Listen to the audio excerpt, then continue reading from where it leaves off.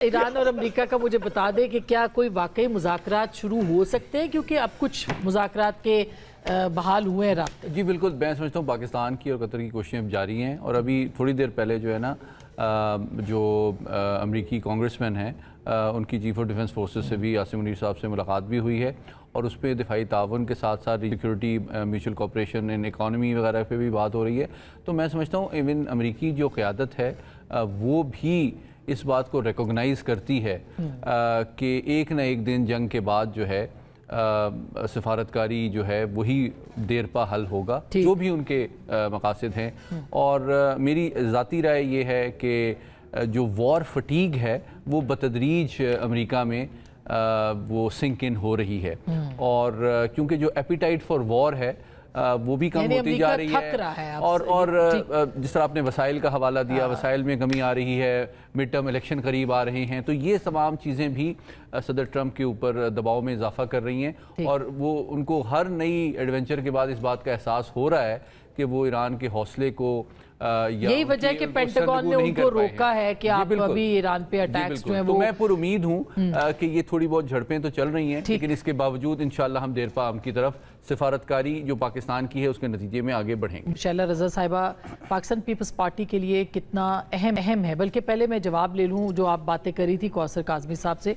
कौसर काज़मी साहब, आपकी वफाक के अंदर इत्तेहाद है, आप लाइक इट और नॉट, बेशक वो काबीना में नहीं है मगर एक ही कश्ती के सारे मुसाफिर हैं और पीपल्स पार्टी के बगैर ये सिस्टम नहीं चल सकता। ये बात भी PMLN जानती है, जब भी आज जो है वो कहा गया कि उनके खिलाफ ना बात करें, जो हमें इत्तलात आई है। तो ये पंजाब से अगर लोग ऐसी बातें कर रहे हैं या मरीम नवाज साहिबा कर रही हैं तो उसके पीछे कोई ख़ास वजह हो सकती है?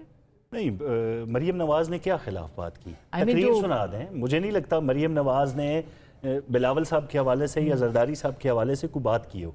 एक इंतखाबी जलसा था, उसके अंदर अगर आप ये कह दें कि अपनी कारकर्दगी को दिखाना किसी के खिलाफ बात है तो फिर तो मैं नहीं मान सकता।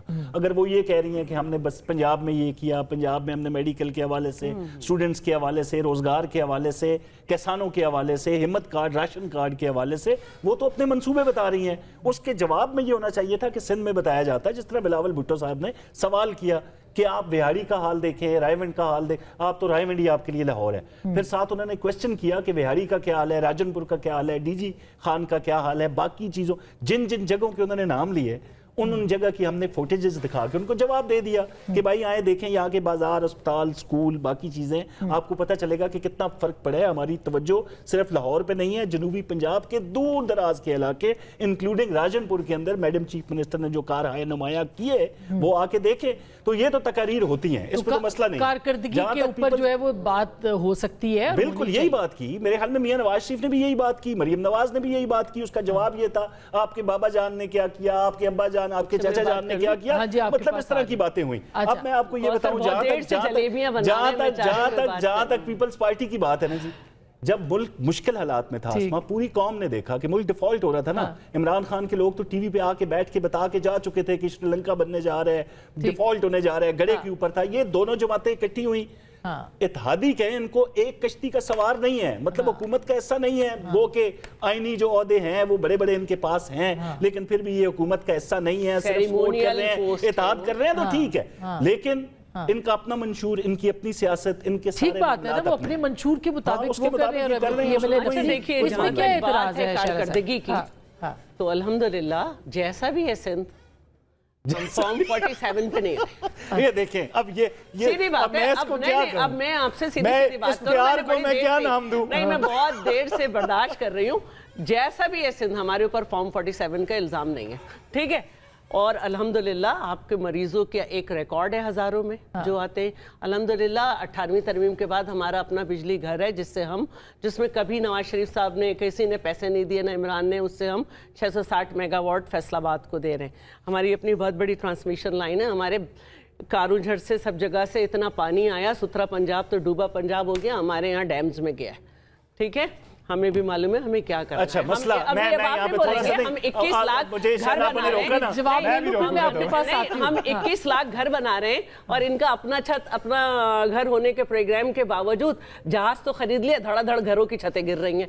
तो इतने लोग इसमें जो हैं उनकी जान वो तो हादसे अगर हादसे सिंध में तो ये होते होता ही। ना हाँ। अभी स्पेल जाएगा ड्यूरिंग बारिश ही, जब बारिश हो रही होगी कहेंगे पानी खड़ा है, पानी जा नहीं रहा। वो तो मीडिया से हमारे- आपको नहीं, वो नाराजगी मीडिया है। भी ज्यादा तो बारिश होती है तो motivated ज्यादा और- पानी आता है हाँ, ना तो आपा। आपको पता चला ना आपकी बारिश में कि डूबा हुआ है पंजाब, अभी फ्लड मैं नहीं जवाब आया। देता हूँ आप। अच्छा, दूसरी बात जो है मैं ये कहती हूँ, देखिए बात ये है कि कारकर्दगी का मुकाबला कोई बड़ी बात नहीं है, ठीक है। आप बिल्कुल कीजिए। बहुत अच्छा प्रोग्राम चेयरमैन ने किया था, 29 पैरामीटर्स थे जो गवर्नेंस से रिलेटेड होते हैं और उन्होंने हफीज पाशा के वो 29 पैरामीटर्स को हफीज पाशा ने कहा था कि सिंध उसे टच करता है। अब जो असल बात है ना, देखिए बात ये हो ही नहीं रही है। बात ये हो रही है कि आपके लोग जाते हैं, कैप्टन सफदर क्या इशारे करके चेयरमैन पे बात करते हैं, साद रफ़ीक भुट्टो साहब तक चले जाते हैं, राना सनाउल्लाह क्या कहते हैं, आप कश्मीर मीरपुर ख़ास में जो है वो फ़ख्र करने बैठ जाते हैं, आप कहते हैं तो कश्मीर का बेटा ही नहीं है। तो माफ कीजिएगा, ये आपको मगर पसंद सिंध आ के रही होगी अंदर कैंपेन। सिंध में कम से कम गवर्नेंस के इश्यूज तो है भाई ना, ये तो होंगे, तस्लीम मैं ये करें कह ना रही हूँ कि आप, जो भी है, ये तो लेकिन है। आप वहाँ के लोग हमें हाँ, वोट दे लोग रहे हैं ना। वोट देते हैं, आप ठीक ये है। सोचें कि अच्छा, आप कब से बिल्कुल सिंध में टाइम नहीं हैं और खत्म हो पंजाब में जाएगा। अब आप हैं या नहीं आप हैं? मुझे बोलने पंजाब में दीजिएगा। आप हैं इस इलेक्शन में या नहीं थे? अच्छा, मैं यही बताता हूँ, मैं मुझे यही बताएं। बताता हूँ। आपा, आप तो बड़ी सीनियर सियासतदान है, 2018 में पता करें, ये तो फॉर्म 47 का झूठा इल्जाम लगा के आपको भी सबक पढ़ाना शुरू कर दिए।